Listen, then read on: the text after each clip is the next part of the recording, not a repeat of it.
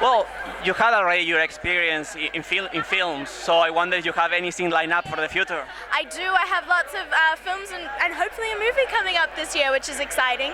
And then my little brother Robert, who's 10 years old now, is also starting filming. He's going to take on the world, and he's doing great things. So you'll have to keep an eye on him. And he's doing good. Will do. And also, well, your TV show is a huge inspiration for many kids. So I wonder what the new season is coming, or what you're expecting for that?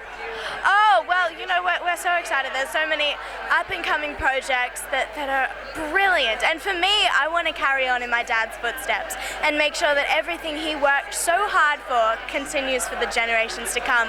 And as I get older, I hope to tackle bigger issues facing our world today, such as the non-consumptive use of wildlife and overhuman population. So I'm thrilled, and I feel like I've been put on this planet for a reason and a purpose.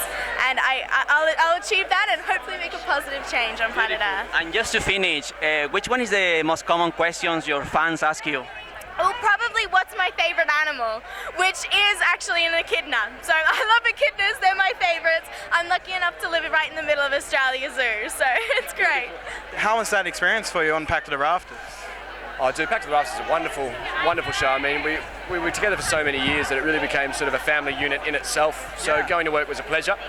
And some of the guys that are on it are my best friends, you know, and we're on set. So it was, you know, and as you just said, you watch it with your mum. So it's like, you know, it put families around a television set watching a show together, and I think I found it was really sorry important. to cut you off. No.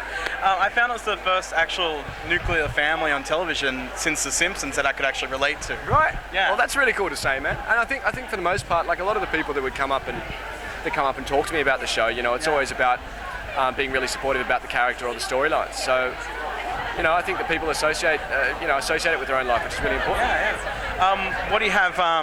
You have Wolf Creek 2 coming up. I'm a massive fan of Australian Gothic film, Ozploitation film. What's going on with Wolf Creek 2? Can you let me in on anything? Or? Yeah, it's coming out. It's coming out on the 20th, and it's, you know, it's very different to the first one. So it's, you know, a sequel. It's bigger. It's better. It's action-packed. And we couldn't try and replicate what the first one did. You didn't know who Mick Taylor or the character was. It was sort of a slow build until that was revealed. This one we know who he is, so it's very much all guns blazing from the start. And we're right into that violence and you know, sort of the shock aspects of it. So if you're in for a thrill and that's your genre, then it's definitely the film for you. Well, the new 300 is coming.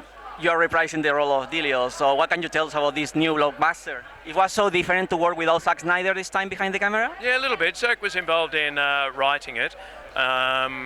Yeah, it was very, very different. I'm only in it very, very briefly as a bit of a cameo, really, because the film happens at exactly the same time period as the original 300. So it'd be a bit strange if my character was all throughout it.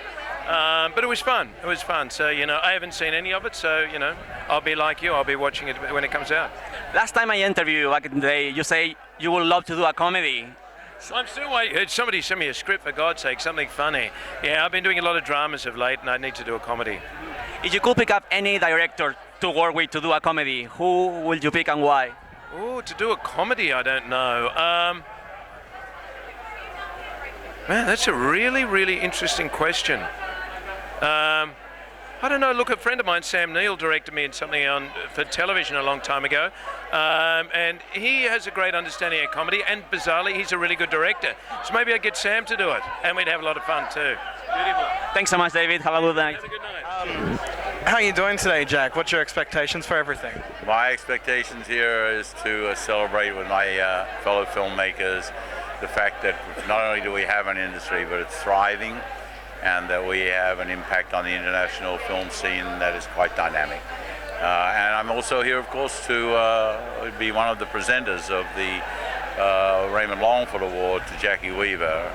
It's like not just a long service award, it's like your contribution to the industry is recognized in a very particular way by the Raymond Longford Award.